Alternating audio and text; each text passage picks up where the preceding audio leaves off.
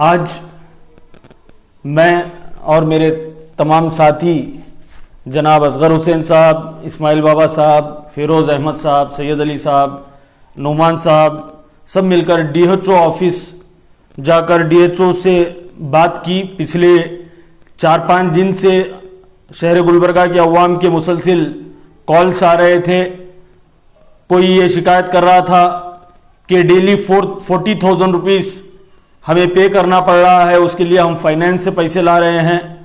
तो कोई remdesivir injection नहीं मिलने पर बेचैन हो रहा था। ये तमाम बातों को लेकर DHO से बात की और उन्हें बताया कि ग्राउंड रियलिटी क्या है। गवर्नमेंट ऑफ कर्नाटका ने कोविड हॉस्पिटल्स में 50% बेड्स को कोविड पेशेंट्स को लेने के लिए कहा और उनका ट्रीटमेंट गवर्नमेंट करवाएंगी, ये स्कीम बनाई। बट 1% भी ये स्कीम का फायदा अवाम को नहीं मिलने पर हमने DHO से बात की तो DHO साहब ने इस बात को हमारी इस बात को मानते हुए, एक्सेप्ट करते हुए कहा कि आप अवेयरनेस लाइए सोसाइटी में कि जो भी कोविड पेशेंट है वो पहले जेम्स हॉस्पिटल, गवर्नमेंट हॉस्पिटल को जाएं। अगर गवर्नमेंट हॉस्पिटल में बेड की अवेलेबिलिटी है तो वहां पर ऑक्सीजन भी मिलेगा, रेमडेसिविर भी मिलेगा और ICU की फैसिलिटी अगर बेड अवेलेबल है तो वो भी मिलेगा। अगर बेड की अवेलेबिलिटी नहीं है तो गवर्नमेंट हॉस्पिटल से एक रेफरेंस लेटर उनकी एप्लीकेशन में, ऐप में देखकर जो हॉस्पिटल में बेड की अवेलेबिलिटी है वहां पर पेशेंट को रेफर किया जाएगा और वो पेशेंट अगर जाएगा तो वो गवर्नमेंट की पूरी फैसिलिटीज ले पाएगा। मिनिमम नॉमिनल चार्जेस में उसका बेहतरीन इलाज हो जाएगा। तो मेरी गुलबर्गा की आवाम से यही दरखास्त है कि आप कोविड पेशेंट को पहले जेम्स यानी गवर्नमेंट हॉस्पिटल को लेकर जाइए, बेड अवेलेबल है तो वहीं पे ट्रीटमेंट कराइए। जिस तरीके से कोविड 1 में हमने गवर्नमेंट हॉस्पिटल्स की फैसिलिटीज ली, टेस्ट करवाना भी है तो वहीं पे जाइए।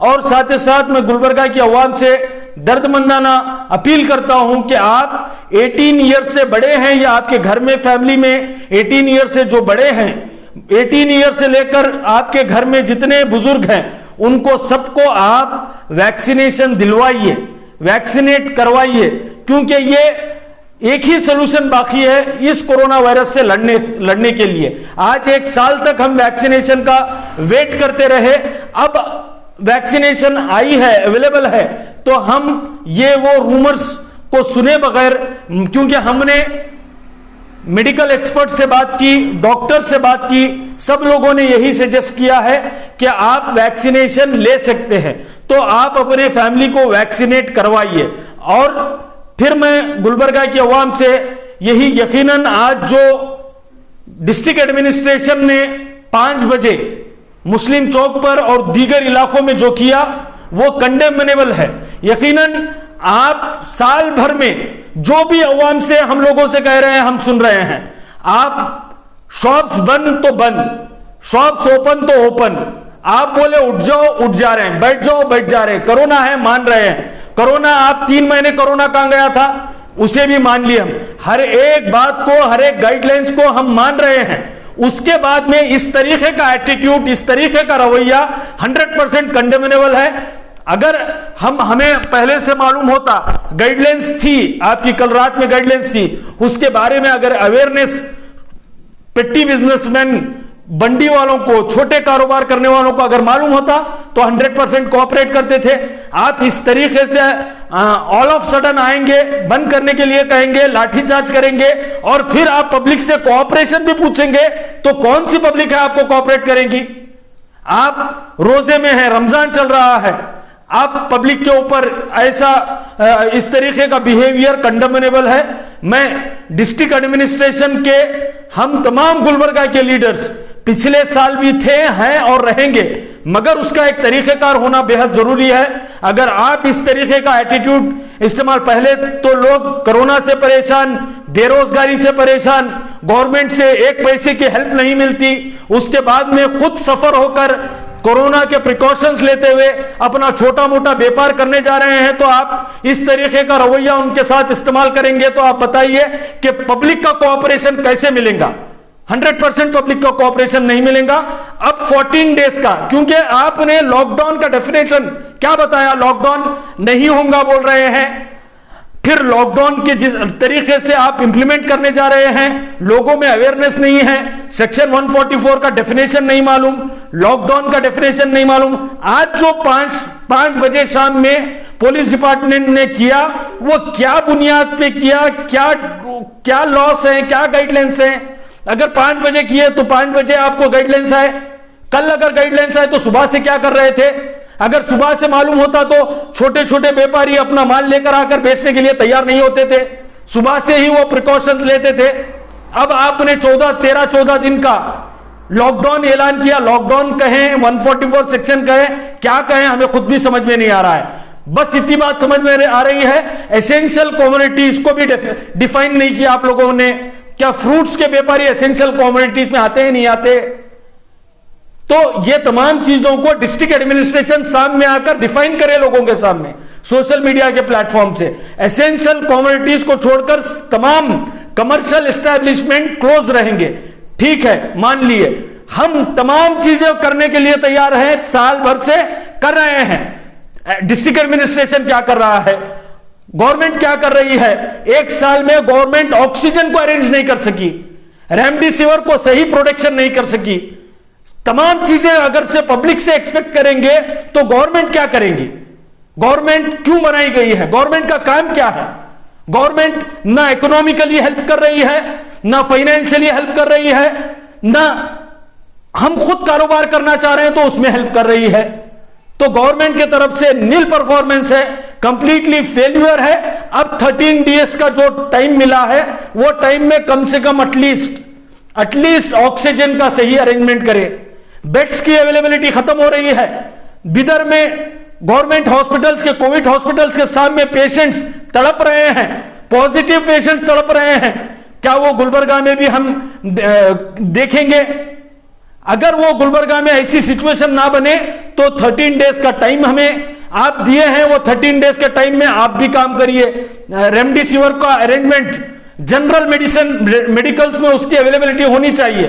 ब्लैक मार्केटिंग करने वालों से मैं हाथ जोड़कर गुजारिश करना चाहता हूं कि ये टाइम कमर्शियल दुनिया कमाने के साथ साथ आप मरने के बाद में भगवान के सामने, अल्लाह के सामने क्या मुंह दिखाएंगे? आप बताइए, 3000 की मेडिसिन को आप 30,000 में बेच रहे हैं। वक्तिया तौर पर थोड़ा फायदा आपका हो जा रहा है, मगर यह फायदे का बहुत बड़ा आपको खामियाजा भुगतना पड़ेगा।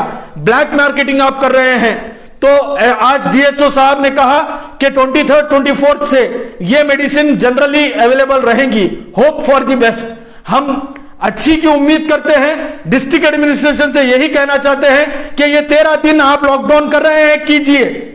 करने पर हमें जबरदस्ती कर रहे हैं, हम कोऑपरेट कर रहे हैं। आप सही तरीके से ट्रीटमेंट का सही प्रोसेस आप जनता को, अवाम को बताइए।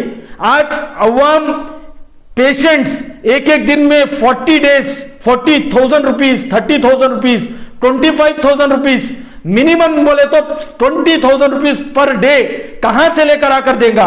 एक साल से कोई कारोबार नहीं, एक साल से पूरा कारोबार पूरा नीस्तो नाबूद हो गया। उसके बाद में आप 20,000 रुपए पर डे मंगाएंगे, उसके ऊपर 30,000 मेडिसिन मिलेंगी ब्लैक में, तो कहां से लाकर देंगे?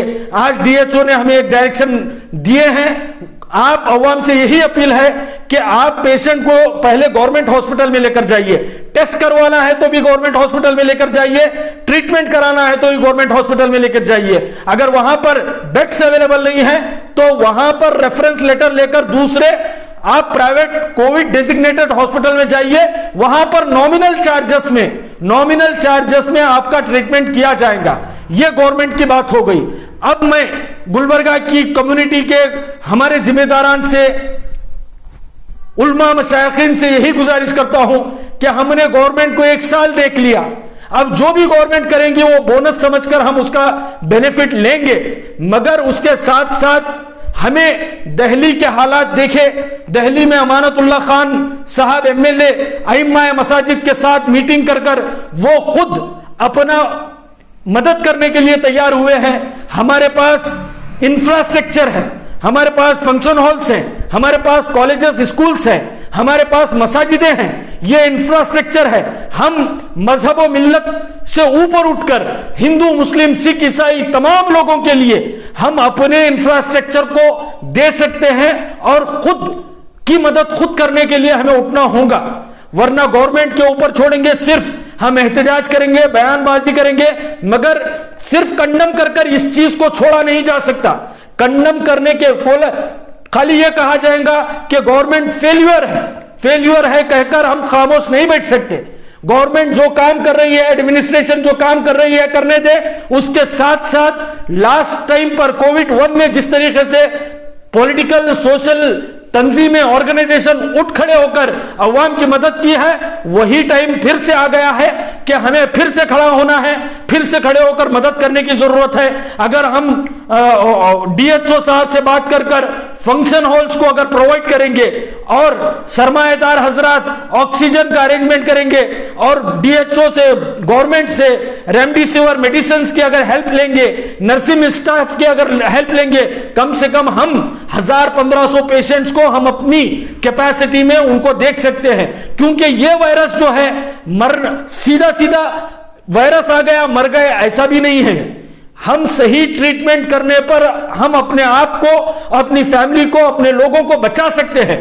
सही ट्रीटमेंट होने की जरूरत है। अगर गुलबर्गा के जिम्मेदारान सही ट्रीटमेंट के ऊपर गौर करेंगे और गौर भी कर रहे हैं, तमाम इर्रेस्पेक्टिव ऑफ तमाम पॉलिटिकल पार्टीज, चाहे वो नासिर हुसैन उस्ताद हो, असगर चुलबुल साहब हो, मोहतरमा कनीज फातिमा साहिबा हो, बाबा खान साहब हो, मजहर खान साहब हो, ये तमाम लोग मिलकर इसके ऊपर संजीदा हैं, सोच रहे हैं। इंशाअल्लाह ताला जल्द से जल्द कोई ना कोई प्लान लेकर आएंगे। बिदर और दीगर जगहों पर जो हालात पैदा हो रहे हैं उसे गुलबर्गा में होने नहीं देंगे।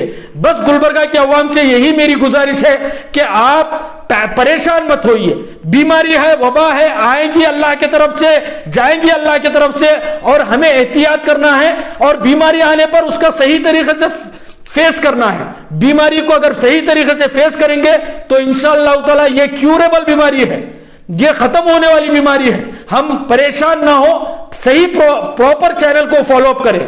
अगर आपको मेरी बातों में क्लियरिटी नहीं आ रही है, बात समझ में नहीं आ रही है, तो आप मुझसे कांटेक्ट कर सकते हैं, असगर हुसैन साहब से कांटेक्ट कर सकते हैं, इस्माइल बाबा साहब से, फेरोज अहमद साहब से, सैयद अली साहब से, हमारे जितने भी लोग हैं उनसे कांटेक्ट कर सकते हैं। हम इंशाअल्लाह ताला 24/7 आपकी खिदमत के लिए, आपको प्रॉपर तरीके से गाइड करने के लिए हम अवेलेबल रहेंगे।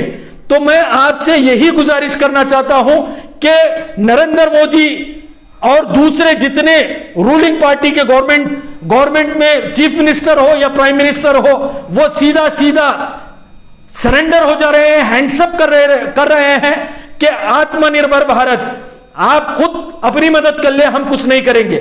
ये उनका सीधा कहना है। हम लड़कर जितना फैसिलिटीज लेना है वो लेने की कोशिश करेंगे। साथ ही साथ आपसे गुजारिश है कि आप प्रिकॉशंस लीजिए। प्रिकॉशंस लेना बेहद जरूरी है, क्योंकि दीन इस्लाम में भी ये अहकामात है। उलमा इकराम और मशाइखीन ने हमें बताया है कि हमें प्रिकॉशंस लेना जरूरी है। हमें सोशल डिस्टेंसिंग, मास्क, सैनिटाइजर का यूज करना बेइंतहा जरूरी है। हमें इन सोशल डिस्टेंसिंग, इन प्रिकॉशनरी मेजर्स के साथ आगे बढ़ना है। इंशाअल्लाह ताला अगर ये तमाम बातों के ऊपर 100% हम अमल करते हैं और इस बीमारी को सीरियस लेकर इसके खिलाफ मुकाबला करते हैं, तो इंशाअल्लाह ताला हम इसे हराएंगे। गुलबर्गा 0 कोरोना वायरस सिटी बनेगा इंशाअल्लाह ताला।